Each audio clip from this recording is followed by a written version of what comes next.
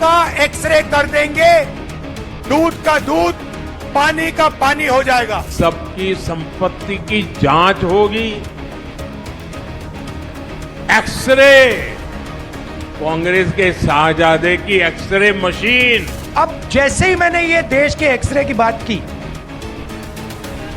वो नरेंद्र मोदी कांपने लग गया। कांग्रेस की लूट जिंदगी के साथ भी और जिंदगी के बाद भी। ये अर्बन नक्सल की सोच, मेरी माताओं बहनों, ये आपका मंगलसूत्र भी बचने नहीं देंगे, यहां तक जाएंगे बेटा। मेरी मां का मंगलसूत्र इस देश को कुर्बान हुआ है। ये पीएम की कुर्सी का भी ऑक्शन करने लग गए हैं। भाई बताइए, जो बोली बोलेगा 1 साल बैठेगा। किसी ने नीलामी की है तो प्रधानमंत्री किसने की है? अपने कोट और सूट की। कर्नाटका में जितनी भी मुस्लिम जातियां हैं और उनको कह दिया कि जो 27% है ना, अब आप उसके मालिक हो, जाओ लूट लो। ऐसे खुले तरीके से प्रधानमंत्री झूठ बोल रहे हैं। तो 24 के चुनावी रण का कल दूसरा फेज है। कल मतदान होने वाले हैं। मतदान से पहले चुनावी मुद्दों से ज्यादा, सबसे ज्यादा जिस बात की चर्चा हो रही है वो है राहुल का प्रधानमंत्री नरेंद्र मोदी के खिलाफ आपत्तिजनक टिप्पणी करना। महाराष्ट्र का सोलापुर, वहां की एक चुनावी जनसभा को राहुल गांधी संबोधित कर रहे थे। वहां पर उन्होंने प्रधानमंत्री के लिए जिस तरह के शब्दों का उपयोग किया है, उससे कई लोगों को आपत्ति हुई। सवाल यह है कि राहुल गांधी जैसे सभ्य, संस्कारी, पढ़े लिखे नेता ने प्रधानमंत्री के लिए तू तड़ाक वाली भाषा का प्रयोग किया तो क्यों किया?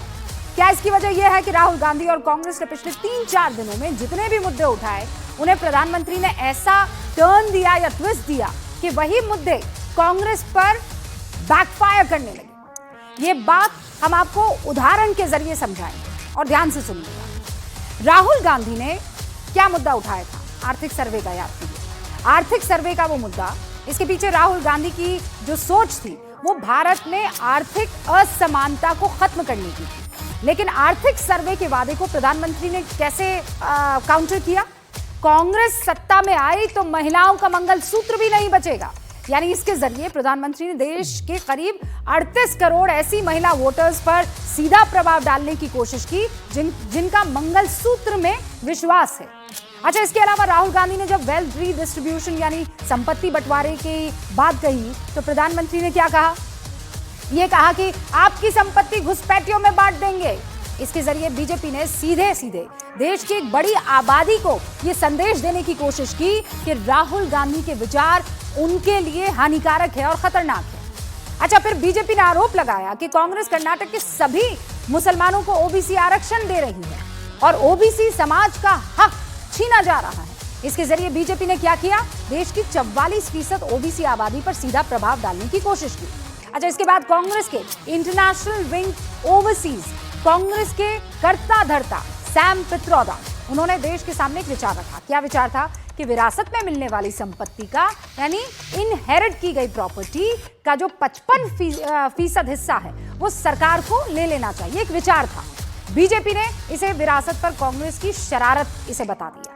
खुद प्रधानमंत्री नरेंद्र मोदी ने आरोप लगाया कि नेहरू सरकार ने भारत में जो विरासत टैक्स कानून लागू किया था उससे इंदिरा गांधी की संपत्ति बचाने के लिए लागू किया था। राजीव सरकार ने उस कानून को खत्म कर दिया ताकि संपत्ति सरकार के पास न जाने पाए, और अब वो फिर विरासत टैक्स के जरिए देश को लूटना चाहते हैं। ये सवाल आज इसलिए उठा है क्योंकि एक तरफ वेल्थ रीडिस्ट्रीब्यूशन की बात और दूसरी तरफ उसका काउंटर।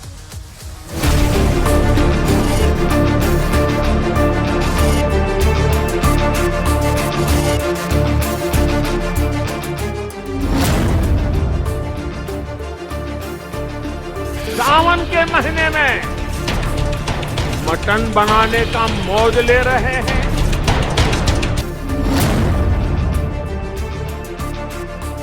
आपकी संपत्ति का एक्सरे होगा, एक्सरे। इनका मैनिफेस्टो पूरी तरह मुस्लिम लीग की सोच का ही प्रतिबिंब है।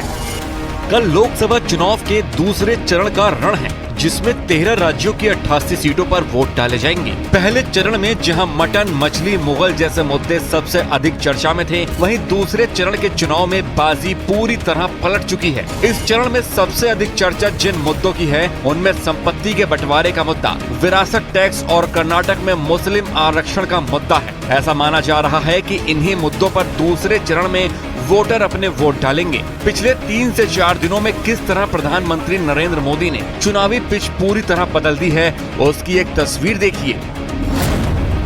सोमवार को पीएम मोदी ने कांग्रेस के मैनिफेस्टो को लेकर सवाल उठाया। उन्होंने आरोप लगाया कि कांग्रेस पार्टी की सरकार आई तो महिलाओं के मंगलसूत्र भी नहीं बचेंगे। मंगलवार को पीएम मोदी ने राहुल गांधी के देश के एक्सरे और उनके आर्थिक सर्वे वाले बयान को निशाना बनाया। बुधवार को विरासत कर के मुद्दे पर सैम पित्रोदा के बयान को लेकर कांग्रेस पर हमला बोला और आज उन्होंने कर्नाटक में मुस्लिम आरक्षण के मुद्दे पर कांग्रेस पर जोरदार प्रहार किया।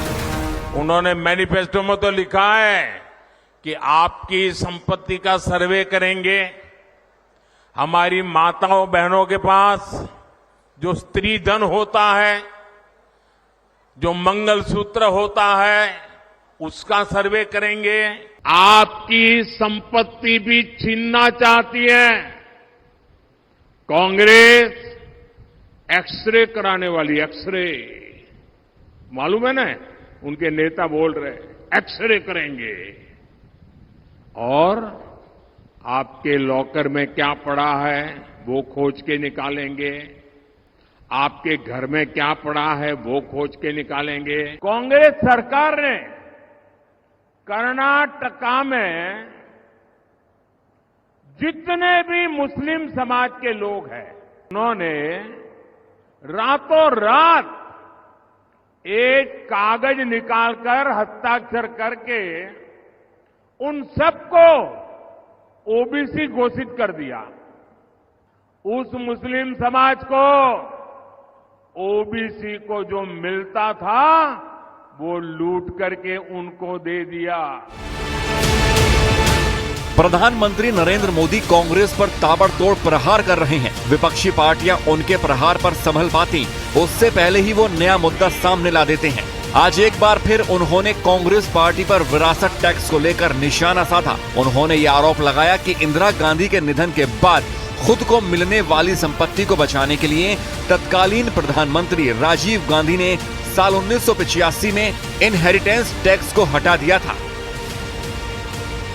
अपनी माता इंदिरा गांधी से मिले हुए पैसों को बचाने के लिए उस समय के प्रधानमंत्री श्रीमान राजीव गांधी ने अपनी संपत्ति बचाने के लिए पहले जो इनहेरिटेंस कानून था उसको समाप्त किया और खुद के पैसे बचा लिए।